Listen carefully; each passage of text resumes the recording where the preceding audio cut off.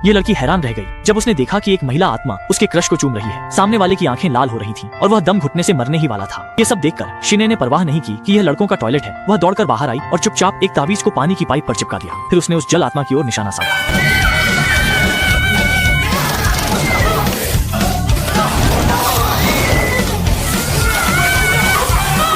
जल आत्मा ताबीज से डरकर इधर उधर भागने लगी, लेकिन आखिरकार एक कोने में गिर गई। लाचार होकर जब दुश्मन की ताकत बहुत ज्यादा हो गई तो जल आत्मा को खिड़की से कूदकर भागना पड़ा। इसी समय जियानायु ने नल बंद कर दिया और शिने से सख्ती से पूछा कि वह आखिर कर क्या रही है। अपने क्रश के सवालों का सामना करते हुए शिन ए हकलाने लगी और कुछ कह नहीं पाई। आखिर वह ये तो नहीं कह सकती थी कि वह सच में भूत प्रेत का काम कर रही थी।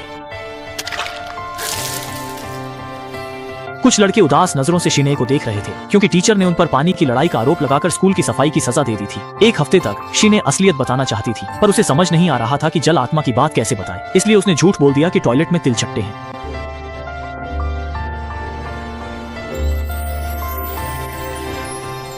तुम क्या? जेल की ठंडी बातें सुनकर शिने थोड़ी उदास तो हुई, लेकिन फिलहाल जेल भी सुरक्षित थी। जब शिने प्यार में डूबी थी तभी अचानक दूर से कुत्ते के भौंकने की आवाज आई। तीनों दंडित लड़के शिकायत कर रहे थे क्योंकि शिने की वजह से उन्हें सजा मिली थी। वे नहीं जानते थे कि एक शक्तिशाली दुष्ट आत्मा पहले ही उन पर नजर गड़ाए हुए थी। देखा गया कि दुष्ट आत्मा ने उंगली हिलाई और जमीन पर पड़ा सिगरेट का टुकड़ा तुरंत जल उठा। फिर एक और चुटकी में वह सिगरेट का टुकड़ा पास के डिब्बे पर जा गिरा। जैसे ही कागज का डिब्बा तेजी से जलने लगा, संकट में शिने दौड़ती हुई आई और एक छलांग में आग को अपने पैर से बुझा दिया। दुष्ट आत्मा की आंखों में देखते हुए शिने के दिल में डर समा गया, लेकिन फिर भी उसने हिम्मत जुटाकर उसे चेतावनी दी। चोंगजू, रो, जी शिन और ए की आवाज ने तीन सहपाठियों का ध्यान खींचा। वे पहले से ही शिने से असंतुष्ट थे और उन्हें क्या पता था कि इस समय भी वह शिने को चुनौती देने की हिम्मत करेगा। डर के मारे कि कहीं वे उस पर हमला न कर दे, उसने अकेले ही उन सभी के सफाई क्षेत्र की जिम्मेदारी ले ली। बेपरवाह शिने सफाई कर रही थी। उसे यह पता नहीं था कि जेल ठीक पास में ही है। उसे लगता था कि शिने को कोई गंभीर बीमारी है और जेल का वहाँ होना भी संयोग से दुष्ट आत्मा ने देख लिया। रात को घर लौटकर शिने बहुत खुश थी कि उसने जेल की जान बचाई थी, लेकिन मेरी माँ ने मुझ पर ठंडे पानी का एक कटोरा उंडेल दिया। आना, कृपया ध्यान से सुनना। शिनी अपनी माँ की बात सुनकर तुरंत निराश हो गई। उसकी माँ ने उसे याद दिलाया कि कोई भी कदम उठाने से पहले 2 बार सोच ले। असल में कुछ समय पहले उसकी माँ खुद बड़ी तलवार लेकर फूलों की देवी के पास जाकर ताबीज मांगने गई थी। अगले दिन शिनी इस बात को लेकर परेशान थी कि वह ताबीज की कागज को चुपचाप जेलर के शरीर पर कैसे रखे, क्योंकि जैसे ही शिनी जेलर के पास जाती उसे भगा दिया जाता। शिनी की हिचकिचाहट देखकर एन मौके पर उसकी सबसे अच्छी सहेली जिहाओ ने मदद की।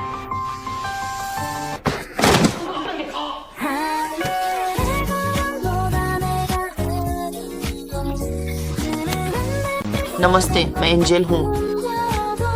जिहाओ ने सफलतापूर्वक जेल का मोबाइल फोन हासिल कर लिया, लेकिन दोनों फू पेपर रखने से पहले ही टीचर अचानक कक्षा में आ गए। असल में जेल की दादी बच्चों के लिए नाश्ता लाई थी। इसी समय जेल को भी पता चला कि मोबाइल फोन गायब है। ये देखकर शिने जल्दी से कक्षा से बाहर भागी और फिर उसने और जिहाओ ने फू पेपर को मोबाइल फोन में रख दिया। लेकिन यह दृश्य ठीक उसी समय वहाँ से गुजर रही जेल की दादी ने देख लिया। उन्होंने कहा कि यह मोबाइल फोन उनके पोते का लगता है, इसलिए दोनों ने फोन दादी को लौटा दिया और साथ में उन्हें घर छोड़ने का प्रस्ताव दिया।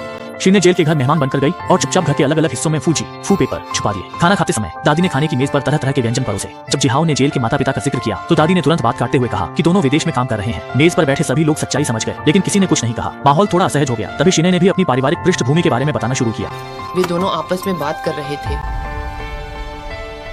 क्या बात कर रहे थे? अगर विश्वास नहीं है मेरे साथ चलो, याद रखना सुंदरियों में सुंदरता होनी चाहिए। शिने की बात सुनकर मेज पर बैठे सभी लोग अचानक चुप हो गए। किसी ने सोचा भी नहीं था कि इतनी कठिन परिस्थितियों में पली बड़ी शिने इतनी आशावादी होकर जी सकती हैं। रात का खाना खाने के बाद जब जेलर और दादी बर्तन धो रहे थे तब शिने और जिहाओ चुपके से जेलर के कमरे में घुस गए। दोनों असल में आखिरी ताबीज को ऊंचे स्थान पर रखे डिब्बे पर रखना चाहते थे, लेकिन वे गलती से डिब्बा गिरा बैठे।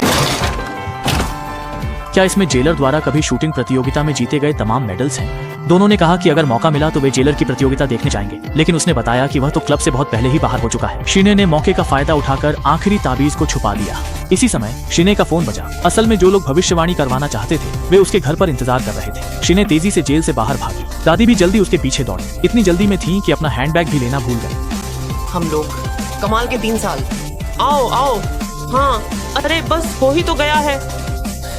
दादी पहले ही शिने की असली पहचान जान चुकी थी। इसके बाद शिने जल्दी घर लौट गई, लेकिन उसे पता नहीं था कि दादी इस समय एक लाइलाज बीमारी से जूझ रही है। अगले दिन स्कूल में जिहाओ ने मोन्युक के बारे में अफवाहें सुनी। असल में मोन्युक का ट्रांसफर इसलिए हुआ था क्योंकि उसे आगजनी के आरोप में पिछले स्कूल से निकाल दिया गया था। ये बात पूरे स्कूल में फैल गई थी और कोई भी मोन्युक के पास नहीं जाना चाहता था। केवल शिने और जिहाओ ने उस पर भरोसा करने का फैसला किया। शाम को दादी ने बहुत सारा खाना बनाया। उन्होंने कहा कि यह पड़ोसियों के साथ बांटना है, लेकिन मोन्युक को यह अजीब लगा, इसलिए वह चुपचाप दादी का पीछा करने लगा।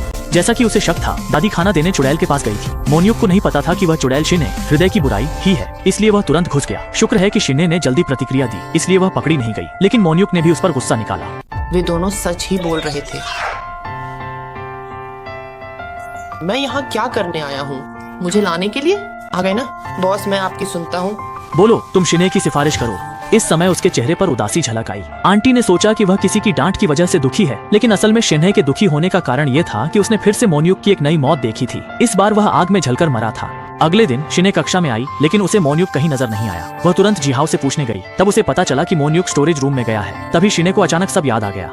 उस दुष्ट आत्मा के प्रकट होते ही वह तुरंत भंडार कक्ष में जेल को ढूंढने गया, लेकिन इस समय जेल भीषण आग से घिर चुकी थी। दुष्ट आत्मा के भ्रम में जेल को अब मतिभ्रम होने लगा था। इसी संकट की घड़ी में शिंगे समय पर वहां पहुंच गई, लेकिन दरवाजा इतना मजबूत था कि वह उसे खोल नहीं सकी। इसलिए वह 10-15 मीटर पीछे हटी, फिर दौड़कर आई और एक जोरदार किक मारी। जेल पर दुष्ट आत्मा का नियंत्रण हो गया। शिंगे ने पहले से तैयार नमक निकाला और मुट्ठी मुट्ठी भरकर आग में फेंकने लगी, लेकिन यह शक्तिशाली दुष्ट आत्मा पर असर नहीं कर रहा था।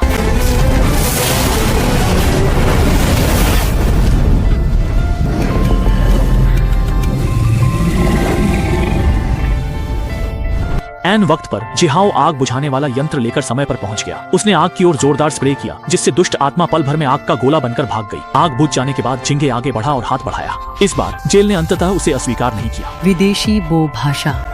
चूंकि दुर्घटना का कारण पता नहीं चल पाया था, इसलिए जेल पर एक बार फिर आगजनी का शक हुआ। जिंगे चाहता था कि वह अपनी सफाई दे, लेकिन उसकी बेगुनाही साबित करने के लिए कोई सबूत नहीं था। वह यह नहीं कह सकता था कि उसे हमेशा से ही दुर्भाग्य का सामना करना पड़ा है। इस बात पर दोनों में बड़ा झगड़ा हुआ। रात होने पर जिंगे के पास एक खास मेहमान आई। वह थी जेल की दादी। दादी ने जेल के बचपन की बातें बताई। वह बचपन से ही बार बार मौत के मुंह से बचता रहा। देश भर के तांत्रिकों को आजमाया, लेकिन जेल की बदकिस्मती का कोई हल नहीं निकला।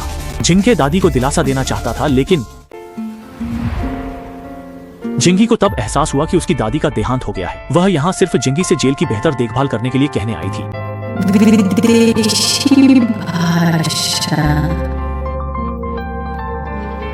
जिंगे उस पल बहुत दुखी था। वह बिना कपड़े बदले सड़क पर दौड़ता रहा। अंततः जिंगे अंतिम संस्कार गृह में आया, और जब जेल ने उसे देखा तो उसका चेहरा तुरंत बदल गया।